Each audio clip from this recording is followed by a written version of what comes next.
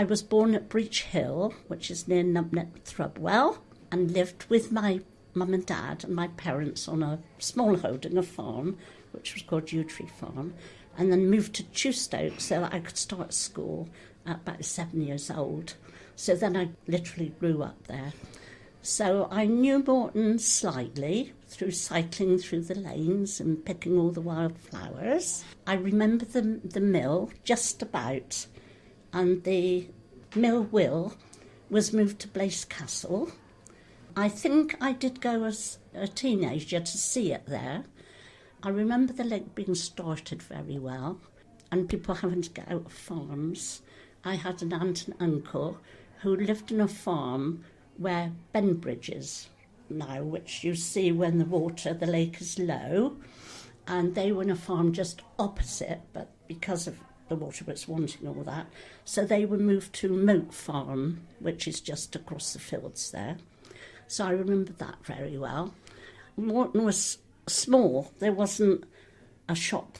There's a few houses, but that would have probably been farmers' cottages and farms, really. We did lots of cycling, and we didn't have to worry about cars. And I do remember always the car had the right of the road, and we would get off our bicycles if we heard a car coming to let the car go past. I often think of that nowadays with so many cyclists in the area.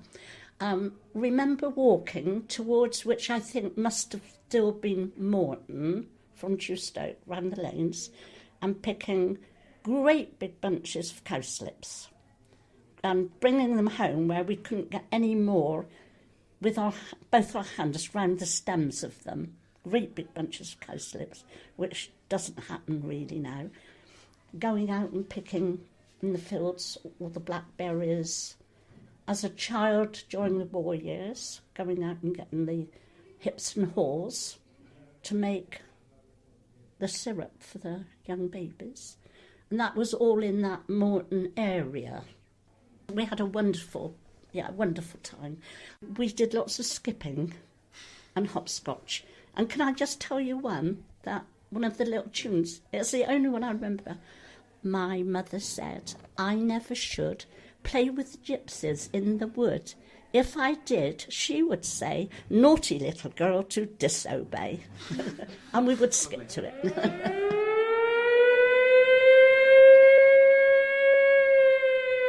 I know I was 7 when the war started, so that was a great slashing out of a young person's life, because although we were young, I still worried.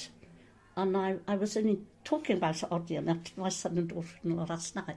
I had it all planned that if my mum and dad died because of the war, there was a haymow at the top of the road where we lived then, and I had intentions of getting into that haymow and making a tiny hole through so I could breathe, and I was going to stay there. But of course, what would have happened, all those haymows would have got burnt, I think, so that the cows wouldn't have had anything to eat. It was a long time out of our lives, but yet there again, they were very happy times. We were carefree, we could go out in the fields, we could wander where we wanted. We had no problems of somebody coming along because everybody knew everybody. So even with people perhaps who were a little bit like fingered, you always knew who they were. You would know if somebody wasn't very nice, but there never seemed to be anybody horrible around in the village. We were all just left to go out and do what we wanted, come back home when it was time for a meal. So, yeah, I had a wonderful childhood. We are deeply conscious of the honour conferred upon the water industry and upon the Bristol Waterworks Company in particular by the presence here today of Your Majesty, accompanied by His Royal Highness the Duke of Edinburgh, and it is my privilege to offer to Your Majesty the warmest and most loyal welcome. The Queen opening the lake, do you remember much about that at all?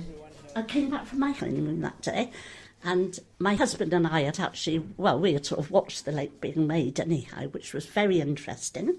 But yeah, we had come back and we walked from our cottage by the Methodist Hall in Bishop Sutton, and we were just there on our own, and the Queen's car came through because she had already opened it and went to Hertford and back round, and actually waved to us because we were the only ones there. So I shan't ever forget that day. I'm very glad, Mr. Chairman, to be here today with my husband, and I thank you for the warmth of the welcome with which we have been received. Of all the tasks which our engineers and scientists are asked to undertake, one of the most important is the provision of sufficient pure water